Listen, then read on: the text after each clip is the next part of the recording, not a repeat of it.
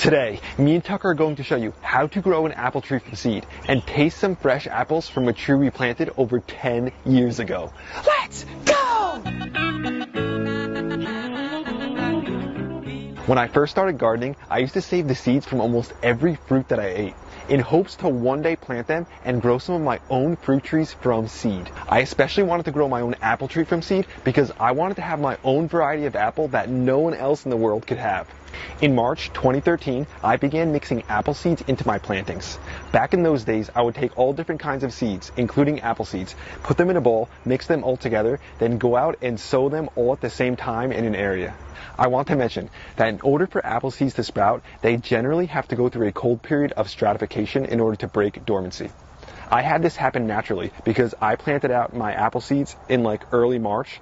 They had that cold weather, and then a couple months later, it got warmer and they sprouted. If you want to start your apple seeds indoors or in a pot, what I suggest you do is take your apple seeds, wrap them in a damp paper towel, and then put them in a plastic bag. I don't like to close the bag, I like to leave the bag just a little open so no mold forms or anything. Then put that in your refrigerator for like 6 to 8 weeks. After that, take them out and then sow them the same way you would plant any other seed. I did this for some apple seeds that I grew in pots. I then took those apple trees that I grew in pots and then transplanted them into the garden. But the best and easiest way to do it is what I talked about earlier. Put some apple seeds in the ground in like late winter, early spring, and they'll go through that whole stratification process naturally. Another great thing about planting apple seeds directly into the ground is that they'll have the ability to grow a really strong, long taproot that never has to go through the transplant process. By fall of that year, in October 2013, a number of the apple trees that I started from seed showed considerable growth and were looking strong and healthy. Out of the 5 or so that sprouted, 2 of them were standouts. They looked beautiful, they were really healthy, and I was really impressed with how much growth they had in such a short amount of time.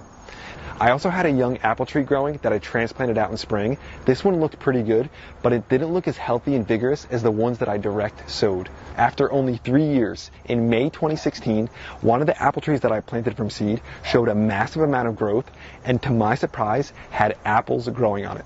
I was so excited to see this and was really hopeful looking towards later in the year where I would be able to have my first taste of my own apple variety. In October 2016, the apples were ripe and I was able to taste my first ever apple from seed grown, my own variety. It took only 3 years from seed to harvest. When I tried my first apple, I had to make sure that I was rocking my Polyface Farm sweatshirt just to represent Joel Salatin, one of my heroes. It's October 2023, over 10 years since I first planted this apple tree from seed, and over 7 years since I got the first harvest. Look at the size of this thing. And I gave it its own official name, the Prigioni apple. Come in here and let's taste how the apples actually are. I've had them before because I've been growing this tree for a long time in the past, but look at the beauty of this. And check out who came to say what's up. Praying mantis. So these apples are ready. Look at the color. Beautiful. We're going to get a taste of it right now.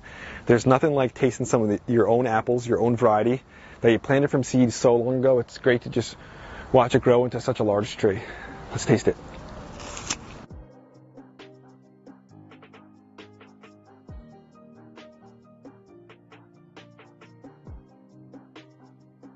Nice pop to it. So delicious.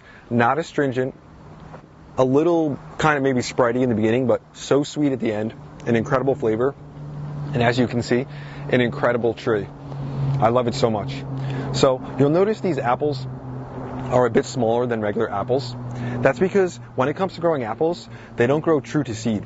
For instance, if you take a Honeycrisp apple, you save the seeds from that and you plant that seed in the ground, you're not going to get a Honeycrisp apple back.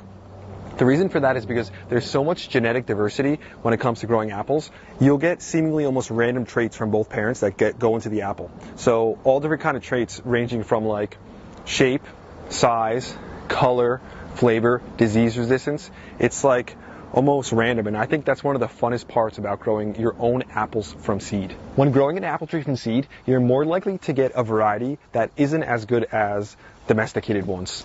So fortunately for me, I got a variety that I really enjoy, and I just love having my own kind of tree. Me and Tuck are the only ones who have this actual variety. Another thing is you'll notice that this tree is massive. So when you plant an apple tree from seed, they grow into full-sized trees. And they're almost impossible to keep really small and still get consistent fruit on them. So typically when you buy an apple tree, like a domesticated one, that's grafted onto a rootstock. Let me bring you over to a Liberty apple. So if you want to grow like an apple tree from seed, you're going to need a lot of space because they get full-sized. But if you have a smaller amount of space and you want to grow an apple that you're guaranteed to get a good one, then you can get something like this. This is the Liberty apple, and this is grafted onto a rootstock. So this tree will only get as tall as a semi-dwarf tree because that's the size of the rootstock. So this tree will only get about 8 to 12 feet in height when it's full size, and you can see how beautiful the apples are. We know we're going to get this consistent good apple, the Liberty right here. This is known as one of the most disease-resistant apple trees on the planet. Shine it up a little bit, and you got some beautiful apple. Let me just take a bite real quick.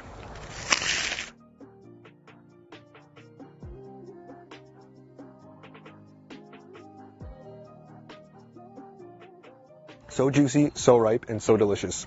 If you have even less space, you could even get a variety that's grafted onto a dwarf rootstock. So this is my Honeycrisp apple. It's always loaded with fruit, but it's grafted onto a dwarf rootstock, so this will only get about 6 to 10 feet in height. So if you have limited space, I don't suggest you plant an apple tree from seed unless you then want to graft that apple tree from seed onto a dwarf rootstock. So when you grow domesticated varieties that are grafted like this, you're able to grow good consistent fruit in a small amount of space. One thing I did which allowed me to get an apple tree which produced fast, again after only 3 years, was I planted so many seeds. For instance, if I wanted 1 or 2 apple trees, I planted like 30 or 40 seeds, and then about 5 or 6 or 7 of those germinated, and then I allowed the strongest ones to grow.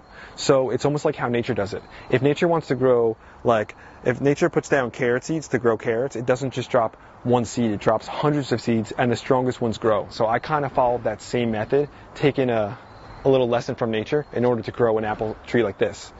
I had a few other apple trees, like 4 or 5 I think it was, that got relatively large, and I got rid of those because after about 5 years or so, they weren't producing, and I had already had this apple which was getting large, and I can't fit more than 1 full-size apple tree in my yard. Another thing is, look how loaded the apple tree is. There's so much fruit on it. There are a lot of different things I could do with this fruit.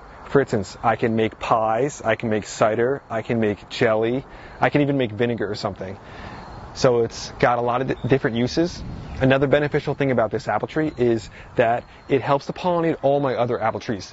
Since it's so large, it produces so many flowers. So it works fantastic as a pollinator for my Honeycrisp apple over there and my Liberty apple too. So there's a lot of benefits that come from it. All in all, I'm so happy that I have my own variety of apple growing. I mean, it doesn't taste as good as eating something fresh like a Williams Pride apple, some of the domesticated varieties. So I usually just process a lot of the apples. All in all though, there's nothing like eating an apple, getting the seed out, planting it in the ground, watching it grow, and then seeing it turn into a huge apple tree, and the excitement of finding out what the fruit's going to look like, then finally getting to taste the fruit, hang out in the shade of the tree you've grown. It's an absolute treat, and I think it's something everyone should try in their lifetime. It's such a blast to be able to have your own variety of apple.